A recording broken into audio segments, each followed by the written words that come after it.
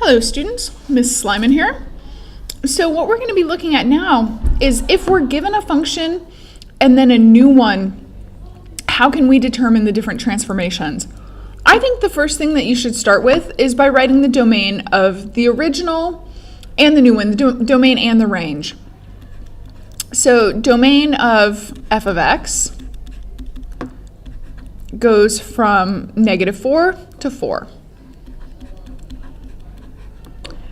The range goes from -2 to 2.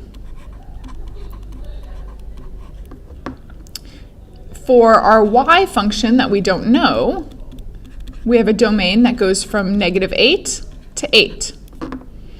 We have a range that goes from -3 up to 5. Okay, so what I see straight away is that my domain doubled. Remember, we always do things opposite though. So the domain doubling means that I had a horizontal stretch of a half.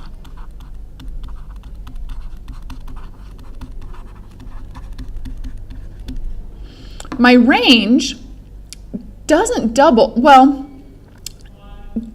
-3 and 5 are not multiples of -2 and 2. But what I see is that this has a distance of 4, this has a distance of 8. So my y values did double, but they also had a shift up and down. So we have a vertical stretch of 2. And again, that's because I had a distance of 4, and now I have a distance of 8. Obviously, there's some other things going on. Let's look at the picture. My original has a shape that goes like this. My new one has a shape that goes like this. That tells me I have a reflection over the x-axis.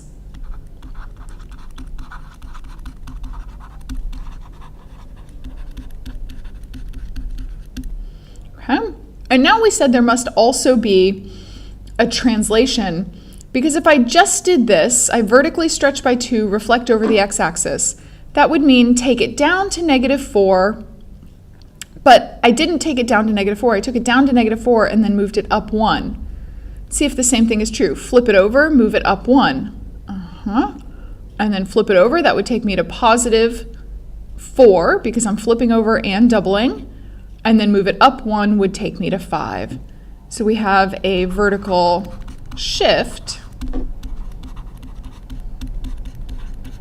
of 1.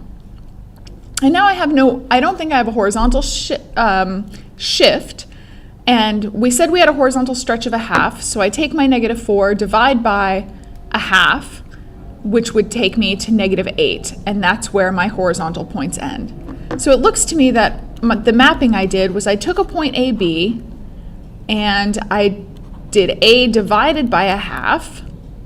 My B value I made negative, I multiplied by 2, and then I added 1. So I can write my final equation now. Y is going to be -2 f of a half x plus 1. So my negative is the reflection, 2 is the vertical stretch, a half is my horizontal stretch factor. Remember doing the opposite, which actually means I double it, and then my vertical shift of 1 appears here.